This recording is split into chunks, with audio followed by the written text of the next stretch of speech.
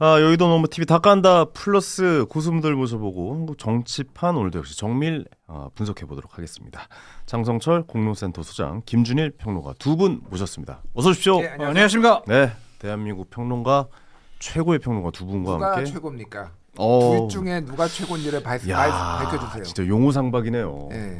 두 분 다 워낙 대단하시고 얼굴은 제가 앞서는 걸로 알고 있습니다. 옷은 잘 입으시는 것 같아요. 확실히 옷은 좀 센스 있게 잘 입으시는 것 같고. 근데 동화는 또 우리 소장님이 훨씬 동안이시고. 김준일 평론가는 네. 그 어떠한 사안, 어떠한 아이템, 어떠한 주제 다 전문가로서 그러니까요. 최고의 전문적인 지식 팩트 체크할 수 있고요. 네. 논리적인 전개도 대한민국 최고라고 할 수 있고 저는 김준일 평론가님하고 방송하는 것 자체가 영광인 사람이에요. 야, 또 이렇게 좋게 말씀을 해주시네요. 같이 또 칭찬 한번 해주시죠.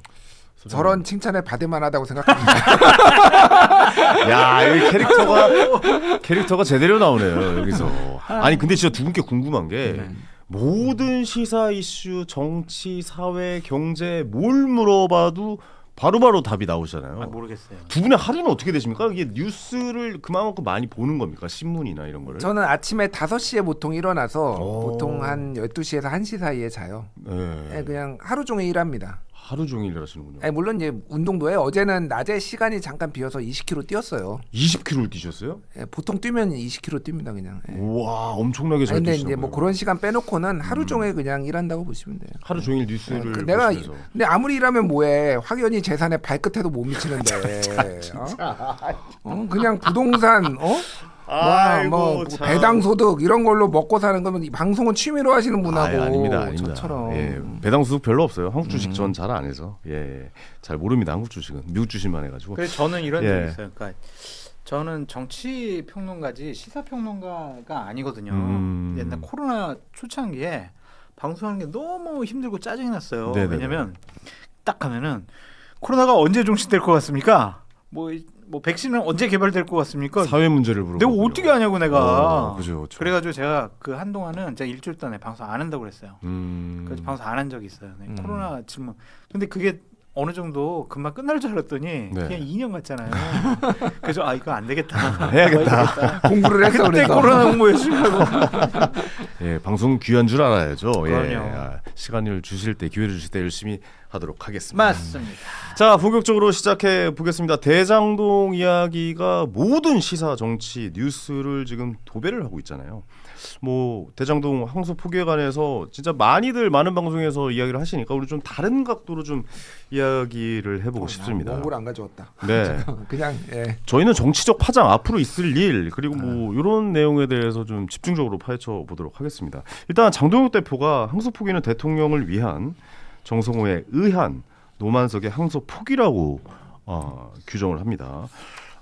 대장동 개발 비리 사건 1심 선고에 대한 항소 포기 어떻게 생각하세요, 두 분은? 그러니까 누구 작품이라고 보시는 거예요? 이거 누가 잘못한 걸까요? 이재명 대통령 작품이죠. 이거 이재명 대통령 작품이라고 보십니까? 아니 대장동 이 사건에 이재명 대통령이 연루가 되어 있지 않거나 아무런 관계가 없다면은 네. 대한민국 법무부 장관, 법무부 차관, 여당의 대표, 원내대표, 민주당 의원들, 민주당 쪽 편을 들어주는 패널들이 나와가지고 다 아니 항소 포기한 거 잘한 거지 왜 이거 가지고 항명하는 검찰놈들이 나쁜 놈들이지 왜 그러냐고 그래서 그렇게 항변을 하고 있잖아요. 검찰 비판으로 가는군요. 그러니까 대장동 사건에 연루된 그 뭐 김만배, 남욱, 정혁 이런 사람들은 민주당 쪽 사람들을 나쁜 사람들이라고 얘기를 해요. 네네. 그런데 왜 그럼 그 사람들 벌을 더 받게 하거나 추징금을 더 많이 얻게 하기 위한 항소를 포기한 것에 대해서는 왜 잘했다고 하겠어요? 이 부분들이 납득이 안 가는 이재명 부분들이잖아요. 대통령 때문에 그런 거죠. 결국에는 이걸 포기함으로써 누구야 정진상 씨에 대한 428억 뇌물죄도 무죄가 나올 수밖에 없는 수순으로 간다고 하더라고요.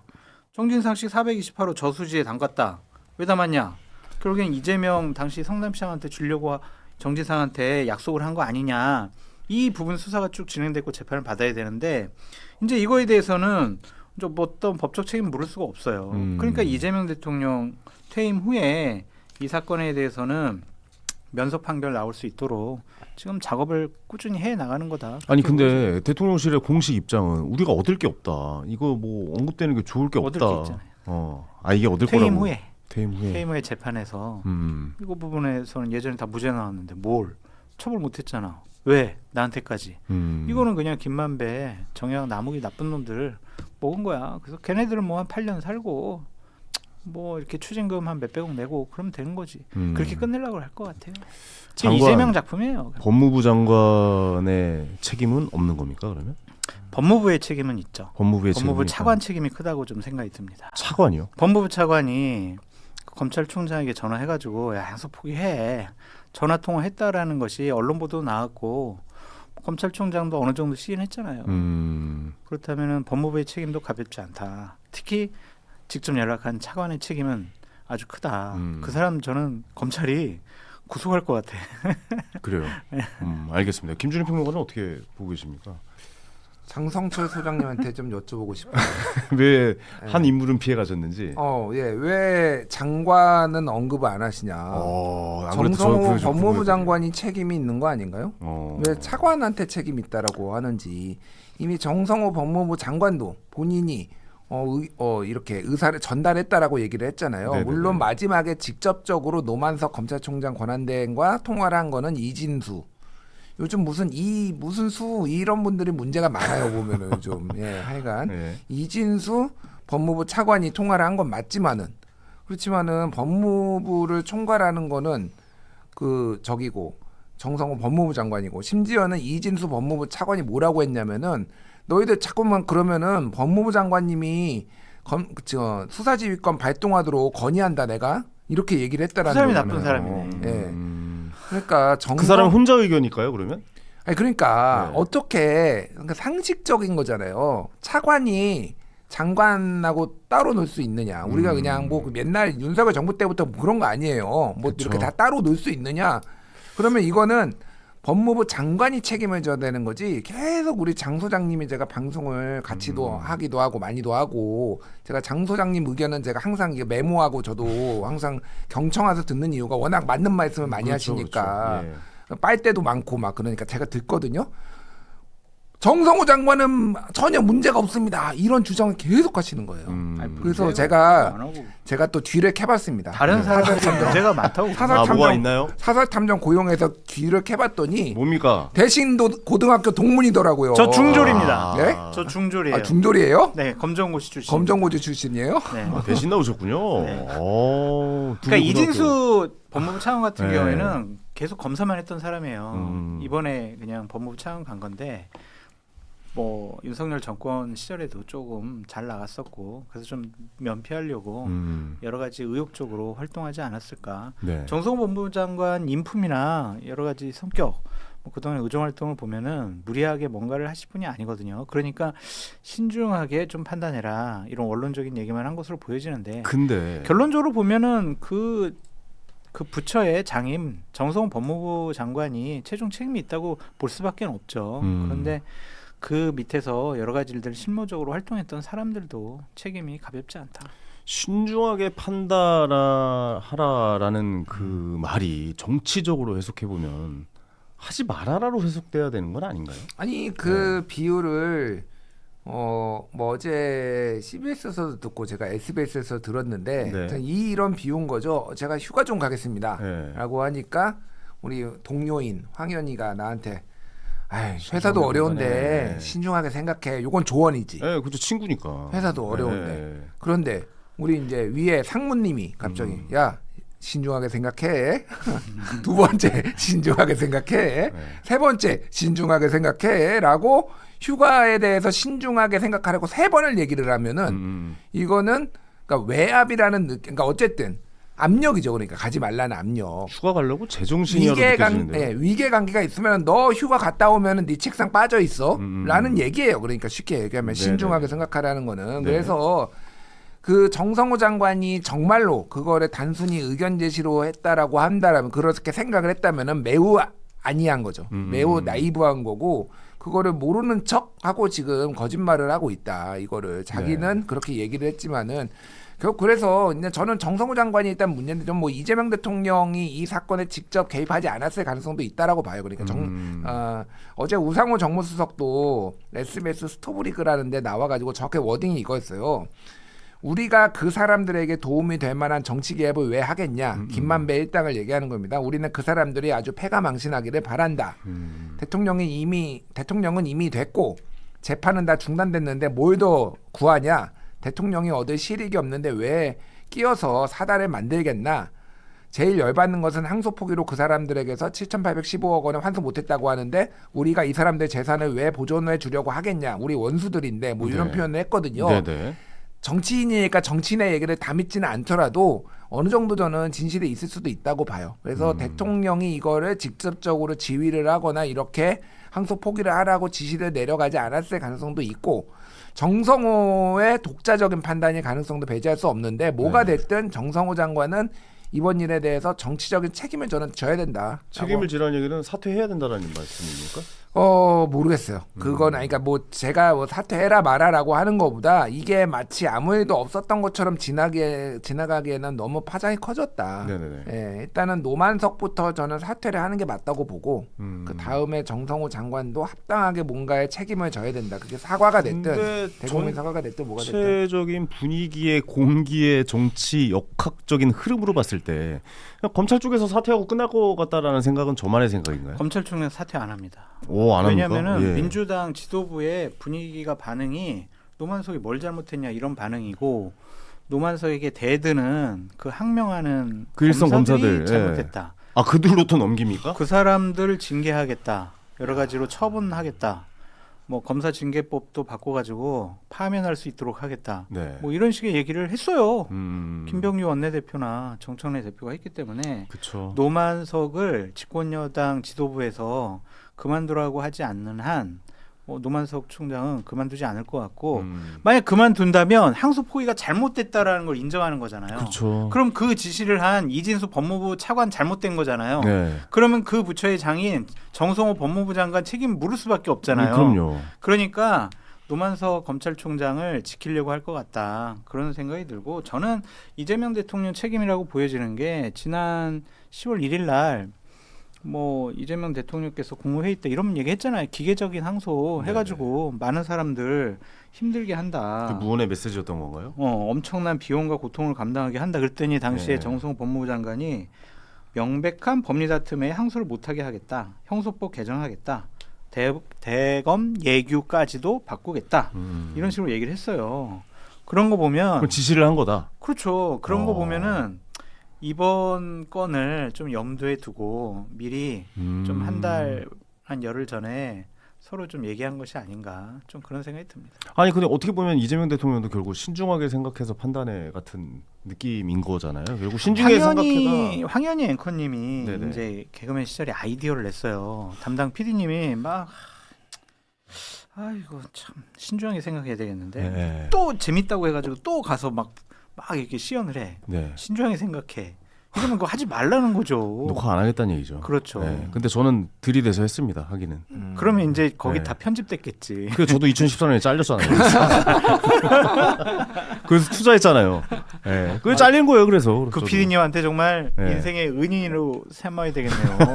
아 그렇죠. 그렇게 벼랑끝에서 떨어져야 다른 생각을 할 수가 있으니까. 몇 년 고생하셨어요, 근데 2014년 나오셔가지고 공부하시고 한 투자하고. 2년 정도 공부 계속했죠. 야, 2년 만에 책, 정말. 책 내셨잖아요. 예, 책도 내고. 거기에다 스페셜 땡스 투 누구누구 PD 쓰셨습니까?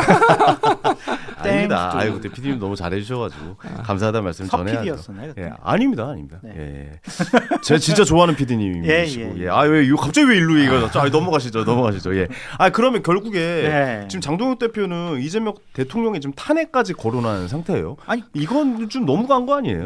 무리했죠. 이 말이 안 되는 거잖아요. 그러니까 뭐 타당한 이유가 없잖아요. 이렇게 이야기가. 의심만으로 탄핵할 수 없잖아요. 네. 헌법과 법률을 근본적으로 위반한 명백한 행위가 있느냐 이거를 보고 하는 건데 네네.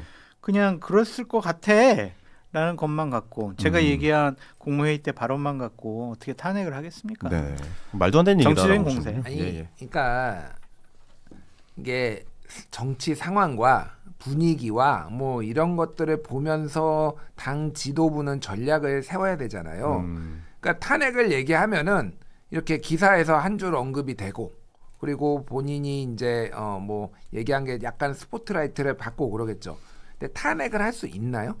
없죠. 예. 예. 그러니까 일단 의석수도 안 되고 탄핵안에 발의한다라고 해서 통과도 안 될 뿐더러 국민 정서상 이거가 문제가 있다라고 굉장히 많은 사람들이 생각하고 있지만은 네. 이게 아직 명시적으로 뭐 개입을 했다라는 게 아직 드러나지 않은 상황이잖아요. 뭐 저는 그 가능성 배제할 수 없다라고 봐요. 그러니까 제가 얘기했던 거는 대통령이 개입을 안 했다라는 게 확정한 거라고 주장하는 게 아니라 안 했을 가능성도 배제할 수 없다. 했을 가능성도 배제할 수 없어요. 근데 그거를 하기 위해서는 그 앞 단계가 있는 거예요.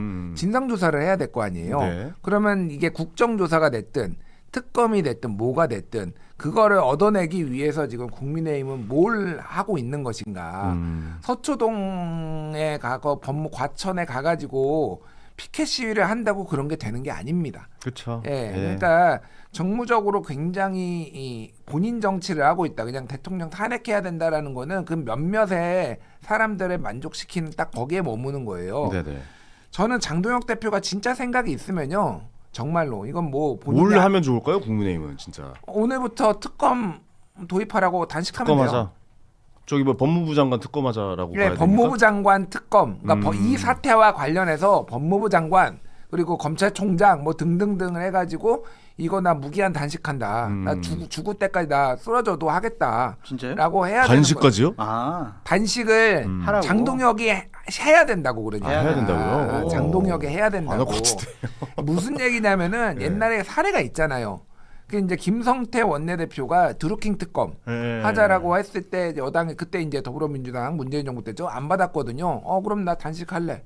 그래가지고 결국은 그거를 얻어냈어요. 그때 원내대표가 파트너가 우원식, 지금 국회의장이 우원식 원내대표가 그만 좀 하시라라고 네, 하면서 네, 뭐 이렇게 네. 됐거든요. 그러니까 그 정도의 결기 이런 것들과 뭐 전략이 있어야 되는데 일단 다짜고짜 그냥 야 탄핵! 이재명 탄핵해. 그러니까 말로만. 이게 말로만 주둥이만 살았다라는 게 이런 거예요. 그러니까 맞아요. 이게 제가 봤을 때도 국민의힘이 좀 안타까운 게 이런 꽃놀이패를 들고 이렇게 표현해서 좀 그렇지만 공격력이 없는 것 같아요. 이런 거 근데 보면은. 황행커님, 뭐 네. 국민의힘이 장동혁, 손원석 체제 하에서는 네. 너무 많은 거 기대하지 마십시오.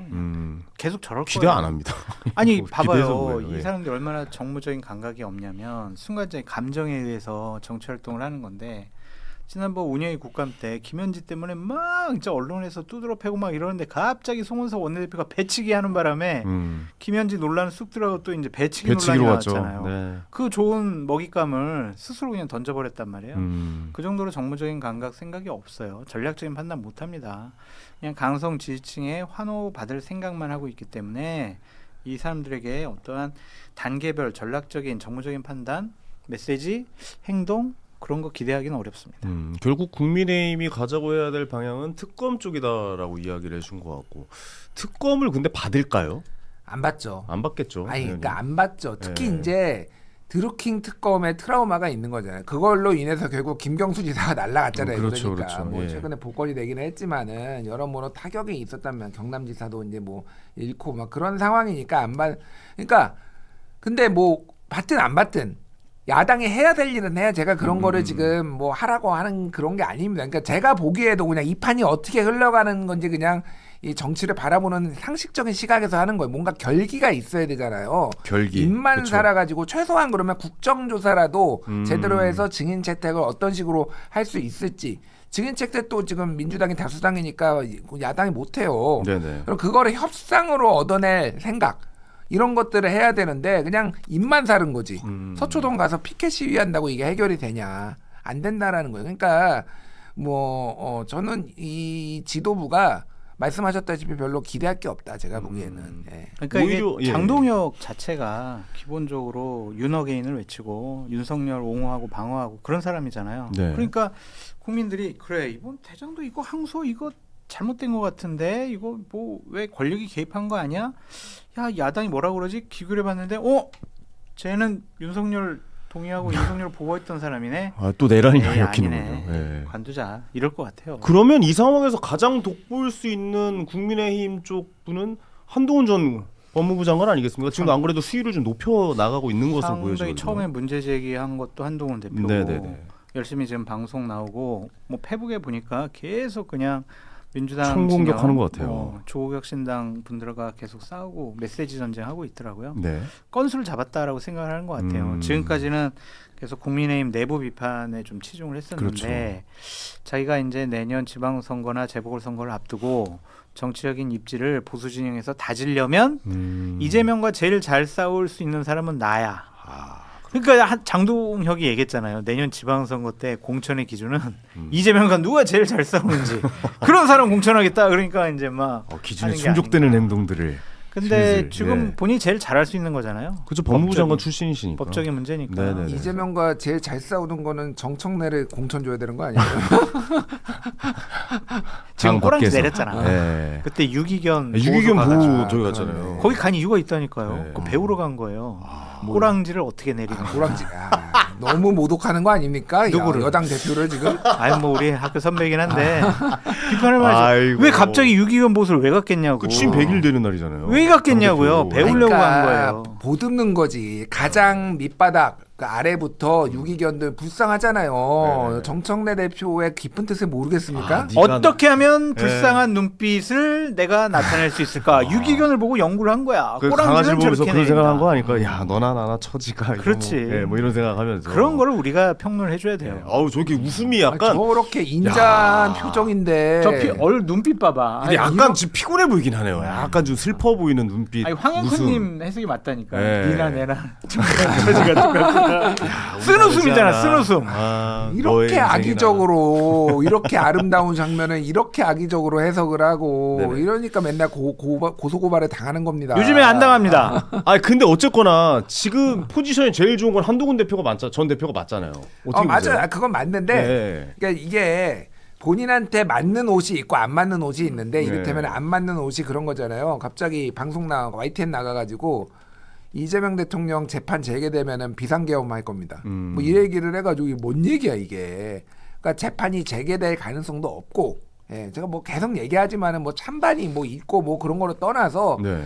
대통령제에서 전 세계에서 대통령 재임 중에 재판을 하는 나라가 없어요. 그러니까 뭐가 됐든 총리는 한 있어요. 번도 총리. 없었나요? 그러네. 한 번도. 총리는 있어요. 총리는 임기 자체가 없잖아요. 그러니까 이게 네. 정치적으로 하고 그러니까 예를 들면 이탈리아의 네타냐후 뭐 이런 데들 네. 이런 데들은 아예 수사를 받고 있고 재판도 받아요. 근데 대부분의 나라들은 그냥 정무적 판단으로 중단을 하든 네. 그러니까 그냥 국정을 해야지 이런 식으로 해서 안 한단 말이에요. 그래서 프랑스 같은 경우는 2007년에 자크 시라크 대통령이 재판을 받아야 되는 수사를 받아야 되니까 아예 헌법을 그냥 여야가 합의해서 바꿔버렸어요. 그러니까 안 받는 걸로. 네네네. 그리고 임기 끝나고 파리 시장 때 있었던 범죄 혐의로 유죄받았어요. 그러니까 뭐 그런 사례도 있어요. 그러니까 제가 말하는 거는 재판이 재개될 가능성도 없는데 근데 갑자기 비상계엄을 한다라고 하니까 욕만 오질나게 먹었잖아요. 그러니까 자기가 잘 모르는 분야. 그러니까 추론을 하면은 이제 헛발질을 하는 건데 이거는 한동훈 대표가 진짜 잘 아는 분야라는 거예요. 그러니까 한동훈 대표 측 얘기를 들어보니까 네. 정권을 가리지 않고 이런 일에 맨날 비일비재하다라는 거예요. 그러니까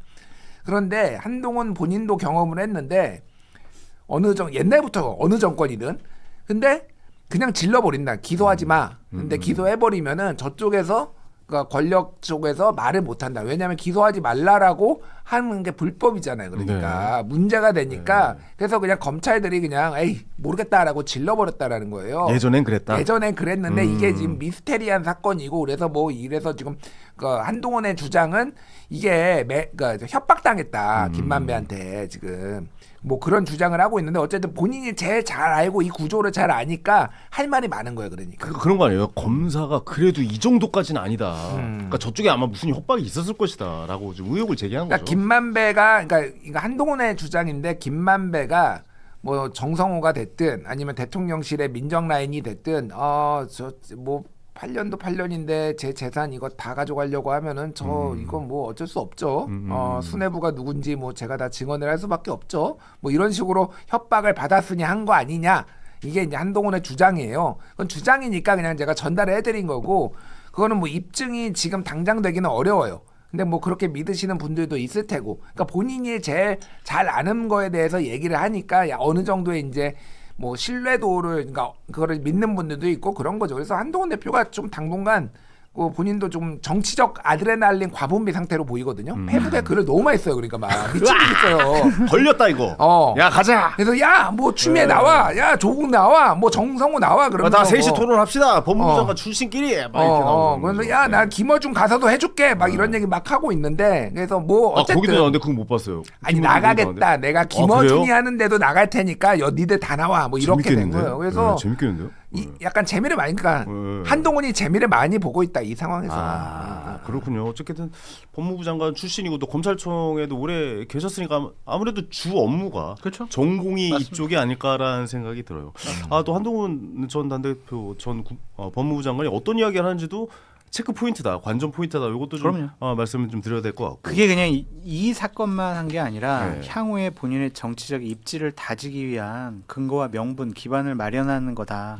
그 차원에서 보시면 될 것 같아요. 앞으로 뭐 지방선거가 있는데 거기 이제 재보궐선거에 대한 나의 입지와 영향력을 보여주는 계기다라고 생각을 그래도 하네요. 보수 쪽에서는 아직도 당신 때문에 윤 탄핵당해가지고 우리가 정권 뺏긴 거 아니야? 배신자 프레임이 있거든. 네네네. 그러니까 이제 그걸 상쇄하려면 이재명 정권 공격해야죠.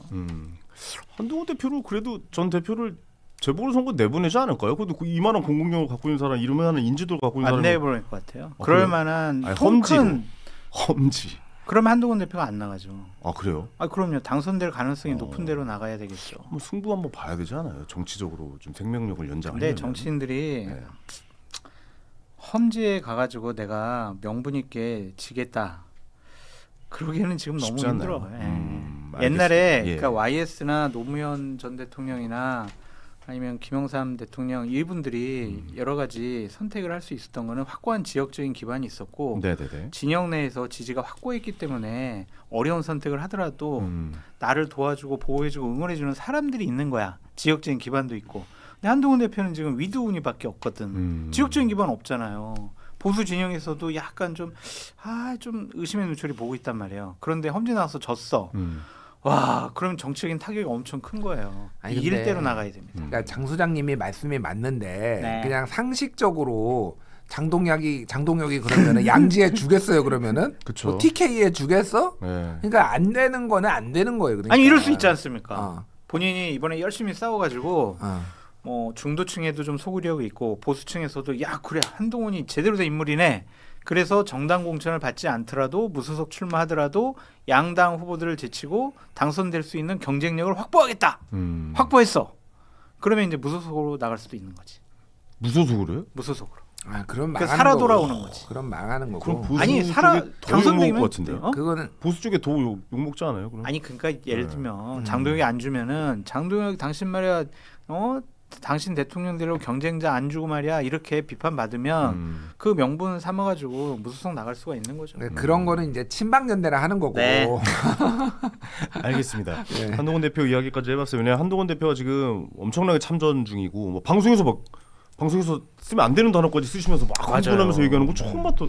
보지 않았어요? 그런 모습까지 굉장히 좀 점잖으신 분이라고 생각을 했는데 그런 모습을 보니까 이분 이 결의가 지금 현재 남다르구나라는 생각이 들어서 한번 이야기해봤고 요 이야기로 좀 넘어가 볼게요. 이재명 대통령 사실 분위기가 좋았잖아요. 왜 항상 이재명 대통령이 지지율이 올라가고 분위기가 좋고 무슨 발표를 앞두고 유엔 연설을 하고 에이펙 할 때 왜 항상 자꾸 이런 일이 나오는 겁니까? 에이펙의 그 실적을 온몸으로 받고 지지율이 올라가 가자라고 하는 그때 바로 또 이 이야기가 터지잖아요. 다 내부에서 터진 거 아니에요? 예, 이재명 대통령 화날 것 같아요. 다 추미애, 예. 최민희, 뭐 정청래, 그다음에 뭐 결국에는 이 사건 벌어진 거는 정성호 법무부 장관 때문이다라고 볼 수밖에 없는 거죠. 대신고등학교를 나온 그 정성호 장관님 말씀하시는 저는 거죠? 중졸입니다. 선배님입니까? 후배님입니까? 아유 왕 선배님. 선배님이시군요.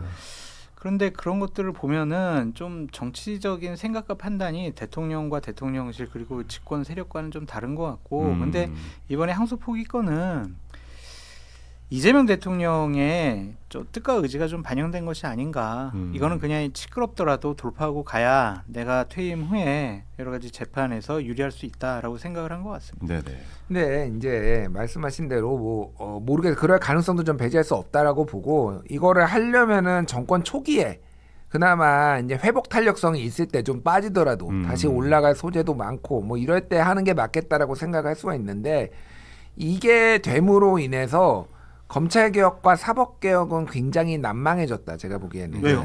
아니 그러니까 아니 의석수 있으니까 못할 건 없죠. 근데 이제 사람들이 의심의 눈초리를 더 가지게 됐어요. 검찰 검찰 개혁에. 개혁과 사법 개혁. 예를 들면은 재판 소원, 사심제, 그러니까 소위 말하는 사심제. 저는 이거 뭐 할만하다고 봐요. 독일이나 오스트리아에서 하고 있고 여러 가지 너무 항소도 안 하는데 4심차가 뭐가 필요해요? 근데. 아니 뭐 그것도 그러니까 나도 그거야. 예전에 그래서 그 논리적 모순을 했어. 가급적이면 항소하지 항소도 말라라고 안 해서 하는데. 대법원이 그러면 1심에 힘이 많이 실려야 되는데 대법관을 증언하겠다라는 거는 이거 충돌하는 거 아니냐 이런 얘기를 제가 이제 지적도 했는데 어쨌든 그러니까 지금 얘기하는 게 대법관 증언 뭐 이를테면 이런 것들이 다 어느 정도 정당성이 또 있는 부분도 있거든요. 반대하시는 분들도 있지만은 근데 이게 이제는 이 사건이 터짐으로 인해서 다 뭔가 의심의 눈초리로 보게 돼서 저항이 만만히 그러니까 지금은 저항을 하더라도 법원이나 검찰이 그동안 해왔던 일들 때문에 사실은 그게 명분이 별로 없었는데 네. 이제는 상당히 여론도 좀 많이 흔들릴 것 같다. 그래서 저는 그런 개혁을 잘 할 필요가 있는데 너무 정치적으로 좀 흔들리지 않고 그런 것들이 좀 이 사건 하나로 이렇게 다 좀 날려먹는 게 맞나? 그 생각이 많이 들어요. 다 징계할 네, 겁니다. 다 네. 반대하는 사람들 다 징계하고 파면할 겁니다. 검사들이요? 까불지 마십시오. 이렇게 강경 모드로 나갈 것 같아요. 그러면서 검찰 개혁을 시작하는 건가요? 아니, 그러면서 그게 검찰 개혁인지 모르겠어요. 그거는 검찰 검찰 사실- 니들이 자초한 일들 아니야. 그러니까 이 상황도 지금 너희들 때문이니까. 그렇게 지금 민주당 쪽 패널 분들이 나와서 막 공격을 얘기하고 하는데 있죠. 예. 글쎄요 그런 것들을 국민들이 어느 정도 인정할까 그 생각도 들고 참 무슨 공직 사회를 얼어붙게 하고 있어요. 무슨 헌법 수호 무슨 TF팀 만든다고 했잖아요. 그래서 공직 사회에서 뭐 내란 세력에 협조하거나 동조하거나 관여된 사람들 네. 제보 받아가지고 다 처벌하겠다라고 이렇게 얘기를 하고 있어요. 그런 거를 통해서 좀 여러 사정 작업을 통해 가지고 사회 분위기를 좀 어렵게 만들고 좀 숨죽이게 만들려고 하는 것이 아닌가. 우리가 하는 일에 대해서 까불지 말고 반발하지 마. 이런 경고성 움직임들이 지금 법을 입법함으로써 나타나기도 하고 정부 자체 내에서 나타나는 것 같다. 그러니까 당분간 좀 시끄럽겠죠. 상당히 예. 이제 참 얼어붙은 그런 정국이 될 것 같아요. 지금 검찰총장 대행 노민석 대행인가요? 노만석 대행이죠. 노만석. 노 총장 대행 거취 표명이 나오면 안 한다니까. 내 그러니까- 말이 맞아요. 아니 그래도 하지 않을까요? 내 말이 맞다니까 안 해. 아, 그래요? 딱 견적이 나왔어요. 김준일 평론가는 어떻게 보세요? 저는 사퇴할 것 사퇴 같으세요? 결과적으로 사퇴할 거라고 봅니다. 저도 사퇴할 거라고 생각이 들긴 하거든요. 검찰총장은. 삼겹살 얘기하시죠. 그러시. 일주일 안에. 네. 그러면 기한. 일주일 안에. 기한. 일주일 안에 삼겹살 말고 우리가 SK 하이닉스 주식 한 주 뭐 이 정도는 해야 되는 거 아닙니까? 없어요. 제 마이너스인 네. 50% 마이너스 하는 거 줄게. 저녁 사고 제가 2차 살게요. 좋아요. 네. 그럼 하면 1, 2차 다 사셔야 돼요. 네. 만약 사퇴 안 하면. 그러니까 어쨌든 일주일 안에. 사퇴하면. 네. 네. 일주일 안 일주일 하고. 안 해요? 기한. 일주일 안에 좀 애매한데. 일주일 넘어가면 안 하는 거예요. 아 그래요? 일주일 안 하면 안 하는 그러니까- 거지. 그러니까 이번 주 안에 해야 그렇게 돼. 하시죠. 이번 주 안에?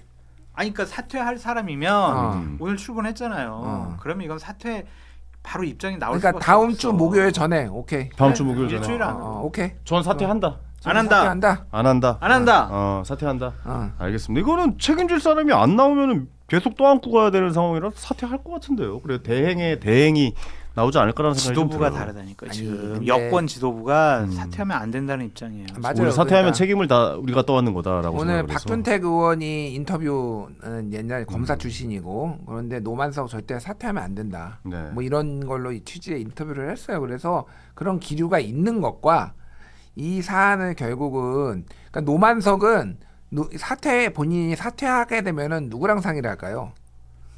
그러니까 본인이 혼자 결단할 법무부 수도 있어요. 장관하고 법무부 장관이랑 할 거예요. 이거 무조건이죠. 예. 예, 그럼 법무부 장관이 너 사퇴하지 마 이렇게 할까요? 네. 그러니까 결과적으로 보면은 뭐가 됐든 정치적으로 책임을 지는 사람이 나오지 않으면은 문제가 점점 커집니다. 그게 이제 이태원 참사 같은 거예요. 법으로만 윤석열이 따진 거죠. 야 이상민이가 무슨 잘못했어? 어? 야 임성근이가 무슨 잘못했어? 이러다가 이제 정권까지 말아먹은 거거든요. 민주당이 그 정도 바보는 아니에요. 뭐 제가 그런 김준일 얘기 나올 평론가님처럼 저렇게 합리적이고 상식적인 생각을 집권 세력이 못 한다니까. 지금 우리 방송을 2만 명이 넘는 분들이 보고 계시는데 오. 사퇴한다. 예. 1번. 사퇴 안 한다. 2번. 한번 여론조사 한번 해보시죠. 네, 어떻게 생각하십니까? 사퇴한다 1번. 사퇴 안 한다 2번. 저희 동접자 최고 숫자 네, 찍었습니다. 2만 명 넘었어요. 아니 2만 명이 아니라 2천 명이에요. 제가 노안이 와가지고. 2만 명. 한글로 써 있어. 2천 이렇게 어떻게 천자랑 만자를 아우. 헷갈릴 수가 있어. 내가 다 부끄럽네. 노안이 아우. 와가지고. 야, 2만 명이었으면 좋겠는데 안타깝게 우리가 근데 뭐 2만 명 이상은 보니까요. 사퇴한다 1번. 사퇴 안 업로드. 한다 2번. 아, 1번 2번도 많고 그렇네요. 사퇴한다가 1번, 사퇴 안 한다 2번. 반발이네요, 거의. 2번이 조금 더 많네요. 왜냐면 네. 비상식적인 지금 일들이 벌어지고 있어요. 2번이 좀 많네요, 진짜. 아니 왜냐면 황 앵커님 예. 생각해 보세요. 법무부 차관이 물론 부인을 했어요. 보이는 예. 법무부 차관이 검찰총장에게 야 항소 포기하는 게 좋을 것 같아라고 전화로 통보하는 게 이건 말이 안 돼. 법 규정 다 위반한 거거든요. 네네네. 비상식적인 거잖아요. 그런 일을 벌인 사람들이에요. 그런데 그 노만석을 사퇴시킨다고? 그냥 얼굴에 천면피 깔고 그냥 간다. 그냥 가요. 아, 그냥 간다. 알겠습니다. 왜냐면 같은 의견이군요. 책임을 지어야 될 사람이 나오고, 야, 너 왜 책임지면 다음에 어디 뭐 좋은데 뭐 그렇게 하는 게 낫지 않을까? 뭐 이런 이야기가 나오지 않을까? 아니 정치학적으로. 아까도 얘기했지만 거기가 무너지면은 네. 그 물이 나한테까지 온다니까. 아니 그걸 다 쌓고 가는 거죠. 아니, 그러니까 그게 윤석열이 생각했던 건데 그렇게 망했잖아요. 그러니까. 얘네들도 그런 수순으로 가고 있잖아요. 아니, 그 정도 지금. 바보는 아니에요. 아니에요? 네, 저는 좋습니다. 검찰총장은 책임을 지고 사퇴를 시킬 겁니다. 이거는. 그러면은 목요일 날까지 사퇴를 안 하고 금요일 날 사퇴하면은 제가 이긴 거죠, 그래도? 금요일까지 싸잡죠. 예. 다음 주 일요일까지. 다음 주까지, 일요일까지. 예, 다음 주 오케이. 일요일까지. 알겠습니다. 요거 넘어가도록 하겠습니다. 어쨌든 요거 일단 좀 당분간은 가겠죠. 시간이 아마 사퇴하지 않은 이상 계속 좀 갈 것 같은데요. 왜냐면 저희가 방송을 좀 다녀보니까 네. 거기 계신 앵커님들이나 PD님들 뭐 기자님들이 도저히 지금 민주당의 행태에 대해서 이해를 못하죠. 못하겠다고 그러더라고요. 그러면 언론에서 계속 관심을 갖지 않을까. 음. 근데 프레임 전환에 능한 이 민주당 분들이라서 어. 뭔가를 딴 사건을 좀 터뜨릴 수도 있지 않을까. 황 의원이 뭐 예를 들면은 아 저요? 묘령의 여인과 아 무슨 유부남인데 무령의 열일입니까? 차 안에서 황현이 택시 타고 가. 황현이 세무조사 들어갈 수 있지. 그렇죠, 그렇죠. 그거 도대체 대문자 100억을 어떻게 번 거냐. 퇴퇴퇴 하세요. 무섭게 왜 그러십니까? 예. 그러니까 그렇게 좀 다른 사건들을 만들 것 같아요. 아, 여러 알겠습니다. 가지로. 예, 예. 어쨌든 요 이슈 당분간 계속 전해드릴 것 같은데, 아유, 뭐 이것도 해결이 되는지 안 되는지 좀 지켜봐야 될 것 같아요. 그러니까 일단락이 되는 거는 이제 사퇴하고 뭐 다 떠안고 끝나면 뭐 그렇게 하면 이제 다른 물타기가 될 수 있겠지만 당분간은 이야기가 그 아까도 장석철 소장님 말씀대로라면 당분간은 계속된다. 이거 네. 책임질 사람 안 나오면은. 그렇죠. 예.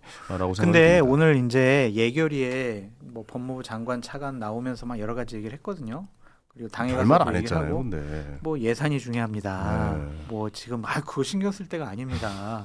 이런 식으로 다 빠져나가더라고요. 네. 그냥 뭉개려고 할 텐데 이건 뭉갠다고 뭉개지는 것이 아닌 것 같습니다. 잘못된 알겠습니다. 것은 바로 잡아야죠. 네, 뭉개서 깔고 앉으면 그 냄새 덮어지니까 맞습니다. 정확하게 예. 썩습니다. 네. 네. 핵심을 파악해서 국민들에게 정확한 의견을 좀 전달해 주셨으면 좋겠습니다. 네. 다음으로 넘어가겠습니다. 자, 이제 지방선거가 본격화되는 것 같아요. 종묘 대전에 김민석 국무총리가 드디어 등판을 했습니다.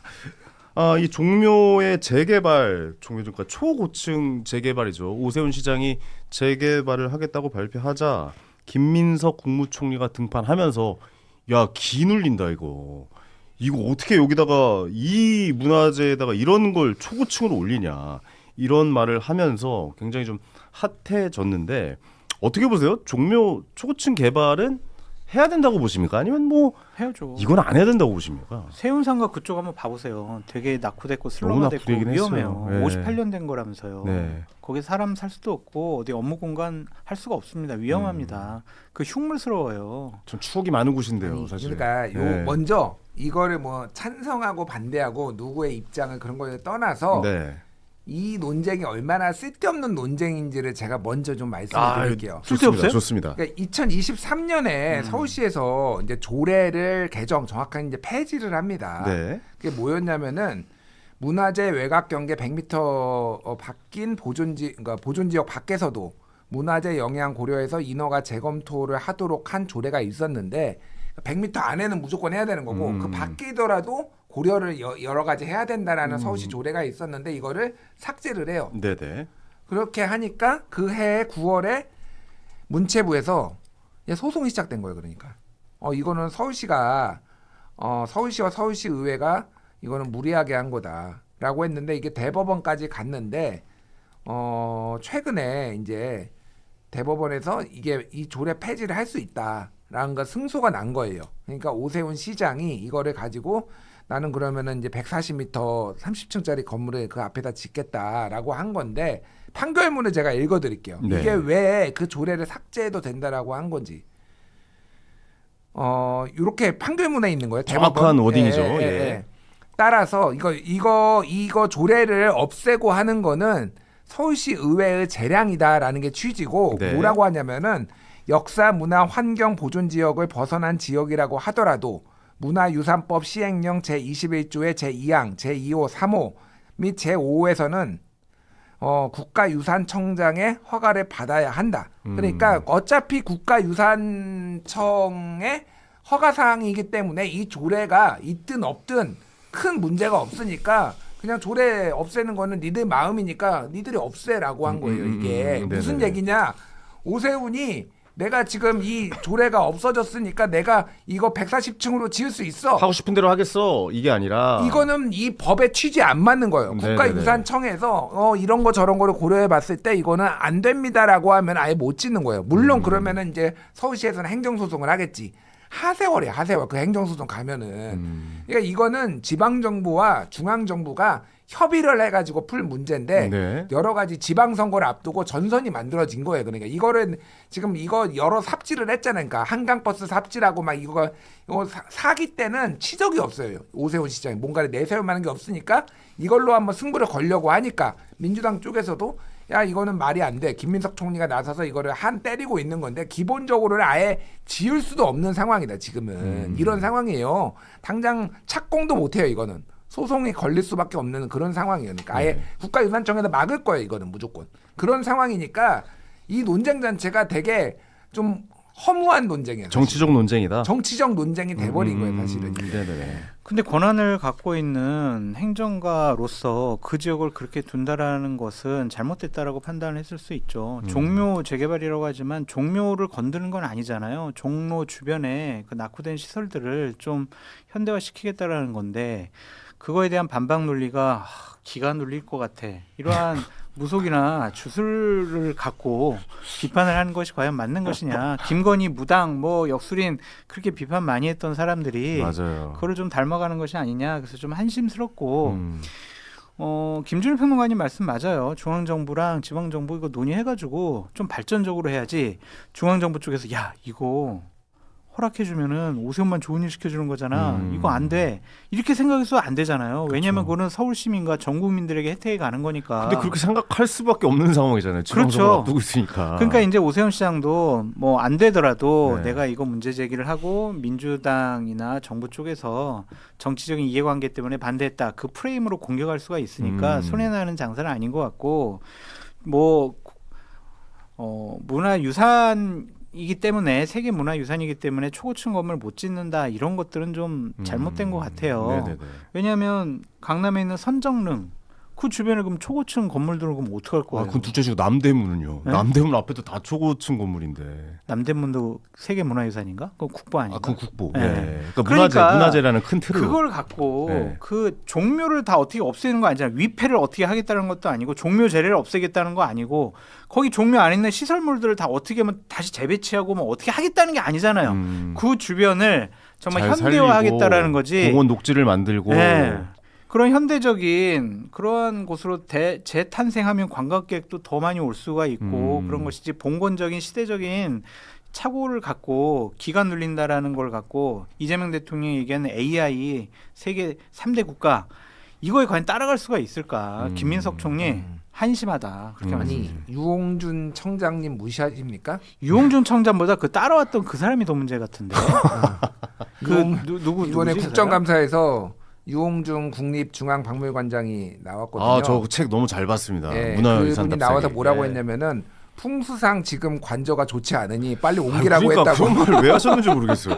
그럼 아니, 원래 그렇게- 그런 주장 계속 했었어. 원래 그러니까요. 오랫동안 했어요. 근데 네. 오랫동안 하셨던 분이라서 좀 논란이 이게 될 그러니까 말이죠. 뭐 저는 김민석 총리가 굳이 뭐 기가 눌린다 뭐 이런 얘기를 할 필요는 없었다고 보는데 그렇게 믿으시는 분들이 또 많으니까 뭐 그런 생각이 들고 네. 저는 장성철 소장님이 말씀하신 거 대체적으로 다 동의해요. 저는 그 세운상가는 이거를 계속 두는 게 맞나? 야, 우리 때 그 추억 많잖아요. 세운성가 그 뭐 잡지 사러 가고. 아니죠. 컴퓨터 조립하러 갔죠. 무슨 잡지를 사러 갑니까? 세운성가 컴퓨터를 안 팔아요. 저는 거기서 기타.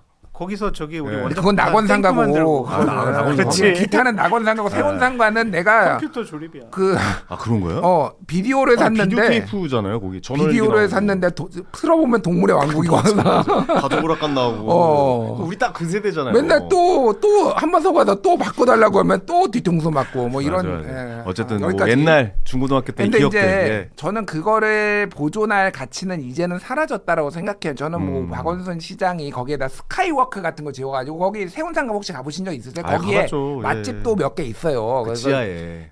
그러니까 2층에 그 스카이워크 쪽에도 아 거기 삼겹살. 뭐 몇 가봤어요, 군데 가봤어요. 있어요. 몇 군데. 네, 거기 가봤습니다. 뭐 예. 와인바도 있고 제가 몇 군데 가봤는데 맛집도 있긴 한데 전체적으로 보면은 인구 유동량이나 이런 것들이 별로 없고 스카이워크는 좀 실패한 정책이다라고 저는 보는 게 맞고 거기 시설이 낙후돼서 재개발을 해야 되는 건 맞아요.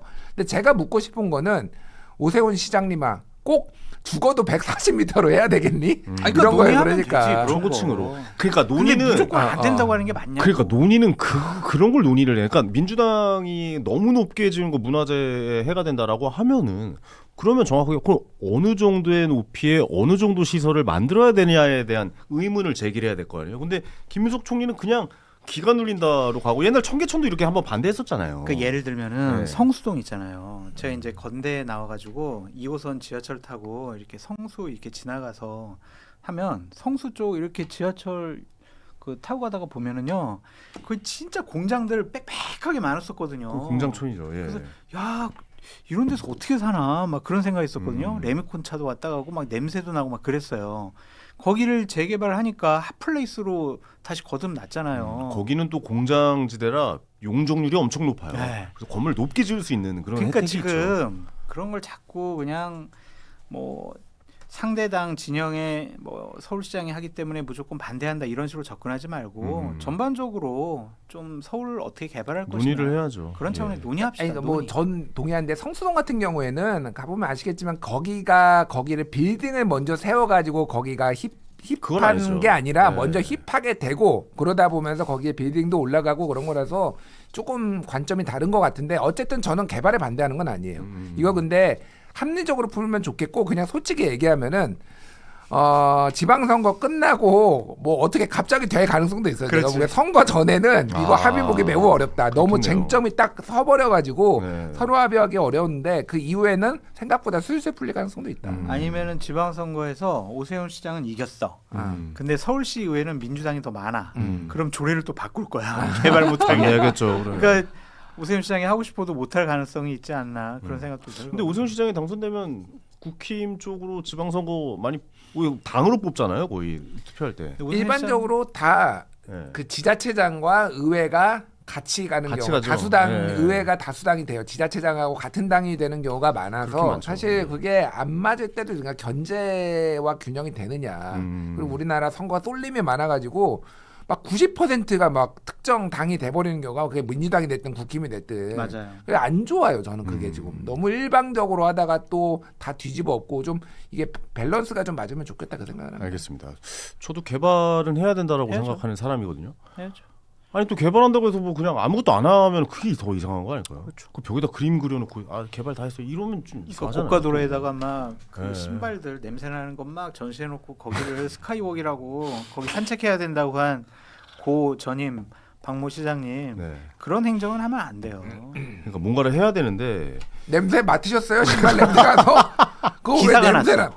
기사가 나가지고 왜 냄새 난다고 하십니까? 멀리서 보라고 한 건데 굳이 가가지고 이렇게 콜에 대셨어요? 아니 그게 아니라 그 밑에다가 이렇게 좀 뭐지?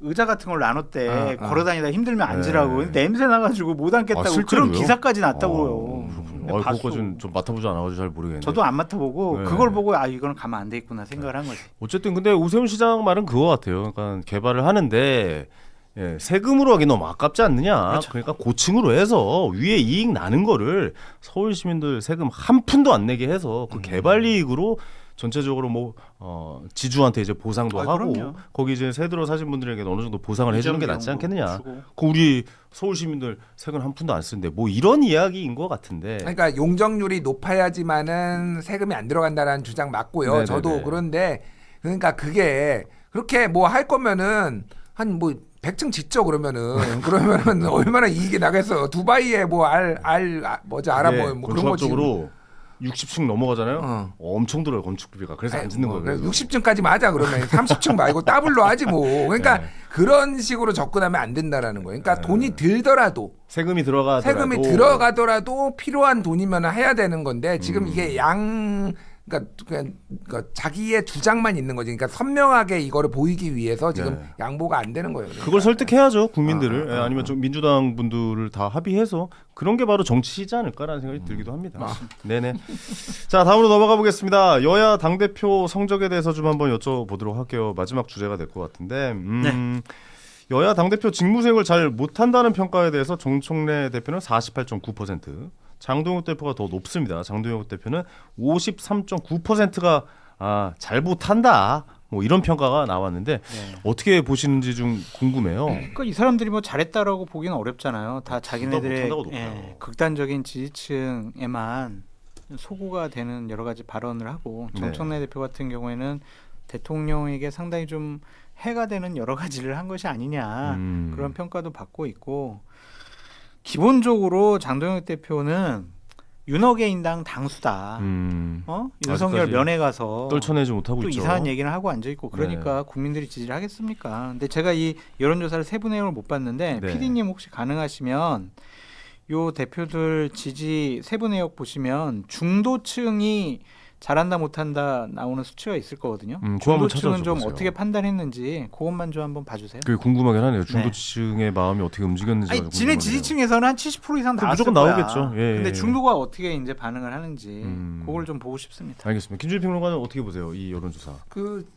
이거 말고 전에 아마 제가 어느 건지 기억이 안 나는데 그때 네. 정청래 대표가 잘한다가 아마 50이 넘었던 걸로 제가 기억을 해요. 좀 네네. 확실치 않은데 어쨌든 정청래 대표가 좀 많이 빠졌어요, 사실. 그동안. 그러네요. 예, 전체적으로 조금 그러니까 여권 내에서의 부정적 인식이 좀 커진 것 같아요. 근데 여권 지지자들이 좀 분화가 됐잖아요. 그러니까 대통령 발목 잡는다 뭐 등등등 해서 굉장한 위기를 느끼고 유기견한테 달려간 거지 그래서 낮은 로우키로. 그러니까 뭐 이상한 얘기는 하지 마시고 그러니까 정청래 대표는 있는 마음을 그냥 순수하게 좀 받아들이세요. 그러니까 낮은 자세로 가겠다. 꼬리를 흔드는 걸 배우는 간다 막 이렇게 그러니까 고소고발에 당하는 거라고 순수하게 좀 받아들이면 된다. 마음 삐뚤어져서 그렇게 못하겠어요. 어쨌든 순수하게 바라볼 필요는 있어요. 정청래 네, 대표는 맞아요. 약간의 위기감을 느끼고 그렇죠, 있고 그렇죠. 사실은 지금 이번에 항소포기 사태에서도 검찰들이 문제다 이거 말 한마디 얹은 거 빼놓고는 사실 뒷짐지고 있어요 지금. 조용하고 있죠. 조금 지금 별 말이 뒤로 없어요. 오히려 김병기 원내대표가 막 다 그렇죠. 징계하겠다 뭐 막 난리가 났거든요. 그러니까 지금 때를 보는 것 같아요. 조금 네. 지금은 어쨌든 이러다 죽을 수도 있겠다라는 약간의 위기감 이런 것들을 조금 보는 그렇군요. 것 같고 네. 장동혁 대표는 그냥 답이 없어요. 제가 보기에는 저분은 답이 없다. 더 좋아질 가능성이 거의 없다. 아니 그래도 지방선거 전에 사과는 하지 않을까요? 안 해요. 아 그래요? 네. 그래도 선거를 그러면 아니, 질 저는 가능성이 할 거라고 높은데. 봐요. 네, 저도 아니, 할 그러니까 거라고. 언제 하냐면은 이것도 내기하시죠. 안 해. 김건희 특검 끝나면은 네. 김건희와 관련해서 한번 사과한다고 봅니다. 아 결과가 나오면. 그러니까 이제 특검이 끝난 지금은 사과를 하기가 애매한 게 뭐냐면은 지금 법원 가기 전에. 그러니까 지금 판결 나기 사과하면은 전에. 김건희 특검 법원은 가고 있는데 지금 아직 수사가 이루어지고 있잖아요. 네네네. 뭐 김건희에 대해서 만약 사과를 했어 장동혁이나 뭐 네, 지도부가 근데 명품백 받은 거 또 나와 또 나와 그 끝도 없이 나오잖아 지금 뭘 받은 거가 뭔 그러니까 이게 이게 좋아하는지 모르겠어요. 진짜. 그러니까 이게 일단은 정리가 돼야 되는 거야 수사가 네. 끝나야지 장동혁의 한번- 멘트를 내가 지금 해드릴게요. 네. 어. 국민들이 평가할 것으로 생각합니다. 사과가 아니라. 국민들께서 충분히 이 사안에 대해선 알고 평가할 것으로 아니, 저 생각합니다. 장동혁 대표님 좀 사과 좀 하시면 안 됩니까? 그 내란에 대해서는 어떻게 생각하십니까? 내란 문제는 네. 아직 대법원에서 확정 판결이 나지 않았기 때문에 판결 나면 얘기 사과하실 거예요? 법적 판단을 지켜보도록 하겠습니다. 그 판결 나면 사과하실 거예요? 무슨 사회자가 그래요? 편파적이야. 오랜만에 꽁트를 하다 보니까 저도 모르게 몰입하게 되네. 아니 그럴 것 같아요. 아, 그럴 그러니까 것 사과를 같다. 한다는 안 해. 왜냐하면 그 사과를 하면 안 된다라고 생각하는 사람들이 본인의 주력군이거든. 네. 주요 지지 기반이거든요. 난리 날 거예요. 음. 그래서 그냥 애매모호하게 넘어갈 거야. 아니, 저는 윤석열에 대해서는 사과 안 할 수도 있다고 보는데 네. 김건희 거는 사과할 거예요. 제가 보기에는. 김건희 여사 건에 대해서는 김- 특검의 수사가 완료가 되면 음. 거기에 대한 사과가 있을 것이다. 당 차원의 사과가 한 번은 그래야지 본인도 약간의 일종의 알리바이 만드는 거 되게 좋아하거든요. 장도혁 네네네. 대표가. 네. 그러니까 분단위로 이렇게 입장이 바뀌는 정치는 제가 처음 봤는데 광주도 가잖아요. 심지어 그렇죠. 5.18 뜬금없어 11월 달에 지금 왜 광주를 가려는 건지. 거기 뭐 동선이 좀 겹쳤나 봐요. 그쪽으로. 아니 그러니까 갑자기 최근에 갔더라고요. 광주지법에서 했었던 행태들 네. 건설업자 보석 사건 그거에 그 보석을 해준 게 장동혁 판사였는데 네네네. 그거 관두고 바로 이제 선거 출마한다고 그만뒀는데 그게 지금 그 변호사가 유죄가 났어요. 그러니까 뭐였냐면은 최근 대법원 지난달 말에 난 건데 건설업자가 있는데 장동혁이 그때 판사였고 네. 그런데 판사 출신 변호사가 장동혁한테 전화를 하고 뭐 밥도 먹고 그랬는데 이 사람이 건설업자가 1억 5천을 줘요. 근데 정식 수임계도 안 썼는데 나 보석 시켜주면은 1억 5천인가 뭐 5천인가 정확하게 금액이 기억 안 나는데 그래서 이거를 장동혁한테 전화해가지고 보석을 해준 거예요. 물론 장동혁은 나는 그것 때문에 한 게 아니라 그냥 해줄만 하니까 했어. 야, 이거 어떻게 알고 계셨죠? 대단하시네. 뭐 언론에 다 나온 건데 아, 그래요? 그 사건이 터지고 나서 사흘 뒤에 갑자기 광주를 간다고 한 거예요. 이거 밀어내기구나. 광주 밀어내기구나. 장동혁 광주 하면은 그게 기사가 나오니까 그렇군요. 갑자기 5.18 지금 묘지 참 그러니까 누가 좋아하겠습니까? 그거를. 머리 좋네. 야, 또 그렇게 또 유추가 가능하네요. 알겠습니다. 어쨌든 두 당대표 역시 좀 지지율이 좀 안 좋은 지지율이 나오고 있다라고 좀 말씀드릴 수 있고 마지막으로 개혁신당 얘기 좀 한번 해보겠습니다. 개혁신당 짧게 한 말씀씩만 좀 드릴게요. 국민의힘과 연대는 뭐 바보 같은 짓이다. 지방선거, 재보궐선거 끝까지 독자로 안주하겠다. 뭐 이런 이야기가 나오고 있는데 어떻게 보십니까? 두 분은 개혁신당이 이렇게 따로 가야 되는 게 맞다. 가로 열고 장동혁 체제 하에서는 함께할 수 없다라는 거죠. 근데 장동혁 체제가 이제 무너지고 네. 새롭게 개혁적인 아니면 비대위가 들어서게 된다면 개혁신당이 뭐 국민의힘과 안 할 이유가 없어 보인다 그런 생각이 들고요. 그럼 지방선거 이유가 되겠네요. 지방선거 그렇죠. 가능성이 이렇게 높은데 만약에 뭐 지방선거 때 부울경까지도 완전히 싹쓸이 당해 장동혁 체제로 모치로 대구시장도 흔들흔들 그렇겠죠. 이런 기사가 나오기 시작을 네. 하면은 아마 비대위 하자라는 얘기가 또 많이 나올 거예요. 좀 상황을 계속 지켜봐야 될 것 같은데 어쨌든 이준석 대표도 얼마 전에 만나보니까 네. 그냥 독자적으로 지방선거 치르겠다라는 의지가 좀 강한 것 같은데 그렇더라고요. 현실적으로 어느 정도 일정한 성과를 낼 수가 있을 것인가. 그러니까 음. 이상은 높지만 명분 있는 행동을 할 수는 있지만 정치 현실이잖아요. 아니 개혁신당이 후보를 다 낼 수가 있을까요? 없어요. 못 내요. 되지 못 내긴 내요. 힘들 것 같은데요. 아니 그러니까 일단은 네. 당연히 개혁신당에서는 지금 연대 고려 안 한다고 해야죠. 국민의힘에서 먼저 구애를 한 것도 아니고 개혁신당이 우리가 먼저 연대하겠습니다라고 하면은 몸값만 떨어지고 말이 안 되는 거군요. 지금은 얻는 게 없어요. 당연히 연대 안 한다고 하는데 네. 공식 연대는 얘기하셨듯이 장동혁 대표가 있으면은 못하죠. 내란 세력과의 어떤 뭐 손을 잡는 거니까 하지만 저는 결국은 연대할 거라고 봐요. 그러니까 비공식 연대라고 보통 얘기를 하는데 사퇴하는 거죠 한 명이 후보가. 예, 후보를 안 내던지 네. 이제 보수가 해볼 만한 데에서 소위 말해서 보수 분열이 일어나지 않게 아예 후보를 안 내던지 아니면 냈다가 사퇴하는 수도 있고 그런 네. 식으로 당 차원이 아니더라도 비공식적으로 할 수밖에 없는 상황에 몰릴 거다 제가 보기에는. 그거는 또 하나는 얘기했듯이 정말로 당선이 좀 냉정하게 얘기를 하면은 네. 당선이 될 만한 사람이 개혁신당에 많이 올 것인가. 이거는 결국은 정당의 지지도 싸움이고 그 다음에 얼마나 유명한 인물이냐 소위 말하는 그런 사람 영입해가지고 전쟁이거든요. 네. 정당 지지도 어쨌든 3% 정도밖에 3석밖에 안 나오잖아요. 그러면은 이거는 인물이 진짜로 예를 들면은 두산의 박용만 전 회장 그렇죠. 이런 분이 만약에 나와서 서울시 개혁신당 간판 달고 서울시장 나가면 해볼 만해요. 박용만이 오겠냐는 거예요. 그러니까 민주당도 굳이 안 가시려는 것 같은데요. 민주당의 총리 제안까지 있었다는 썰이 있는데 총리도 그래요? 안 하겠다라고 오. 하신 분이에요. 예를 네. 들면은 그러니까 현실적으로 굉장히 어렵다 사실 개혁신당이 뭐 연대를 하고 말고 그거를 떠나서 어려워요. 그러니까 그림상 솔직히, 예. 연대는 아니지만 그림상 서로 연대하는 느낌의 그림은 나올 수는 있다. 기초단체장 같은 경우에 당선될 곳이 없는 것 같고 네. 동탄 지역도 마찬가지일 거고요. 동탄 그쵸 이준석 수원시장 그 동탄이 수원인가 하여튼 그쪽 지역도 뭐 화성시장. 화성시장. 예. 그것도 안 될 것 같고 그냥 광역 비례의원 뭐 기초 비례의원 이 정도는 뭐 한두 명 나올 수가 있겠죠. 근데 그거 가지고는 정치적인 영향력을 확보하기가 어렵죠. 그럼 세가 딱 드러난 거잖아요. 야 개혁신당 뭐 그래도 대선 때는 한 8% 가까이 나왔는데 야 이번에는 한 1, 2%밖에 안 나오고 당선된 사람 없네. 정치적인 역량이 상당히 적네. 이렇게 되면은 타격이 있죠. 다른 정당에서도 참 난감한 알겠습니다. 거예요. 지선에 가까워지면서 어떤 그림이 나올지 어떤 이야기를 국힘과 개혁신당 또 뭐 전체적으로 이야기를 나눌지 지켜보도록 하겠습니다. 오늘도 역시 정치 시사 얘기 즐겁게 나눈 것 같습니다. 내기들 잊지 마시고요. 검찰총장 다음 주 일요일까지 그만두는지 안 두는지 그 다음날 회식 한번 날짜 정해보도록 하겠습니다. 소고기 먹자. 그러시죠. 자, 두 분께 감사의 말씀 전해드리겠습니다. 고맙습니다. 감사합니다. 감사합니다.